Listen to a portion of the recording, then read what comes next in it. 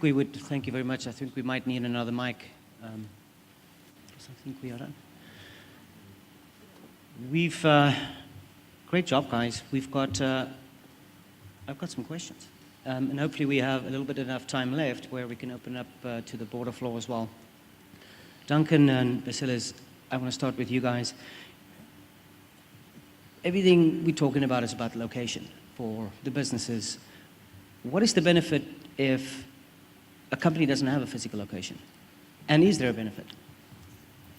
Yeah, absolutely. So, totally logical question, right? Historically, people always think about location targeting as you're a QSR, you're a retailer, you're trying to drive people in store, and people often fixate on that part. So if you say, hey, I'm selling goods online, I'm trying to sell sports equipment online, why do I care about location? So think of all of those people who are visiting your website or visiting your mobile app to purchase, right?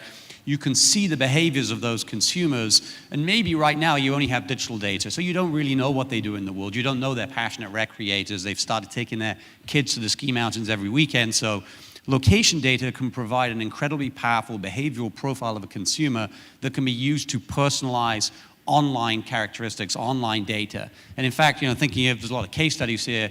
If you went to our website, we did a case study with Urban Outfitters where they use location data from us against their own first-party purchase data, did a true A/B test, and they reported that the location-based segments outsold in commerce on their mobile app their own stuff by 146%, simply because you think of a retailer, they have their own first-party data on their own purchases, but think of location data, it's a much bigger data set. We now see all of the behaviors, all the retail characteristics. So there's an incredibly powerful use case for offline location data being used to drive online commerce. It's just one example.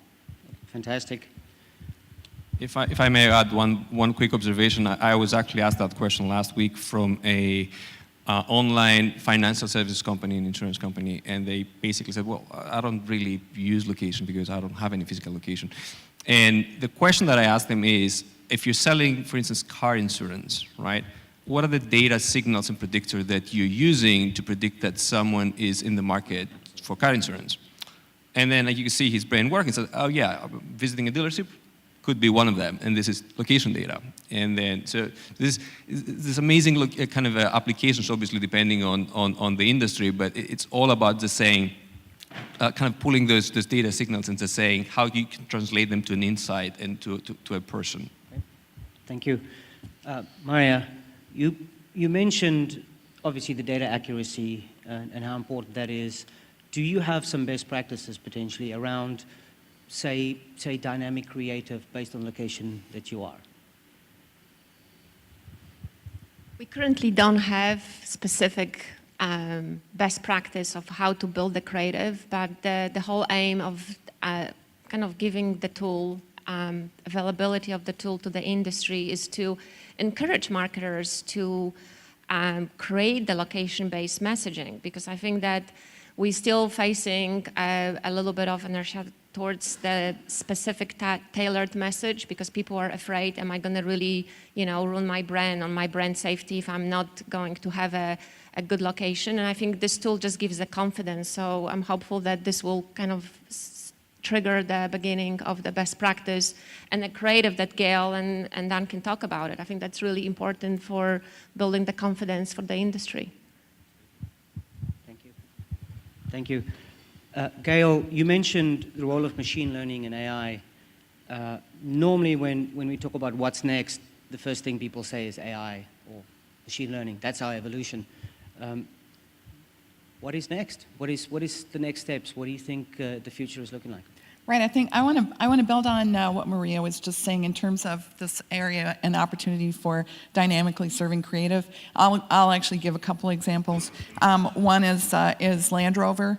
That had a campaign where the campaign was Discover the Undiscovered, and actually consumers were able to create user-generated content and give us and Land Rover on a location basis undiscovered locations that they discovered. So their creative became user-generated content about discovering the undiscovered for the Discovery Series vehicle. So you can start to see completely integrated marketing campaigns from start to finish that actually the consumer is helping create. It just really builds on the importance of first-party data and not just looking at where people's feet are, but what their values are, and any way to be able to connect it as we do to what their tastes and affinities are and what they're basically saying. Because how many people have tried to hit the X and you get the cookie, right?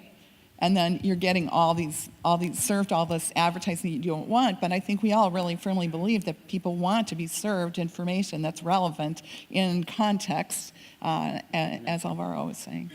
Absolutely. Well, thank you. Alvaro, last but not least, you mentioned location intelligence. Can you add a little bit how you see location intelligence adding to brand value overall? Okay. I think location data, it's not a new dimension anyway, but it used to be new a few years back, just maybe 5, 6 years ago. But location data is a new dimension. It's new intelligence that can be inputted into anything a brand is doing. And now we're talking about profiling, right? So brand usually profiles and they want to engage deeper with their audiences and future customers. And a clear way to do that is to use location as another tool that's slowly becoming a utility. And a few years from now in ICOM, I don't think we'll be talking about location, we'll just take it for granted. And it's something that brands will use to make sure that their message stays relevant and clear to what the user is around. So context is the next frontier for brand messaging. So any brand that wants to really come across and make a difference among all the competition that they have can definitely use location to stand apart. Well, thank you very much. Our time is up. Thank you for the battle. You guys are brilliant. Thank you, everyone.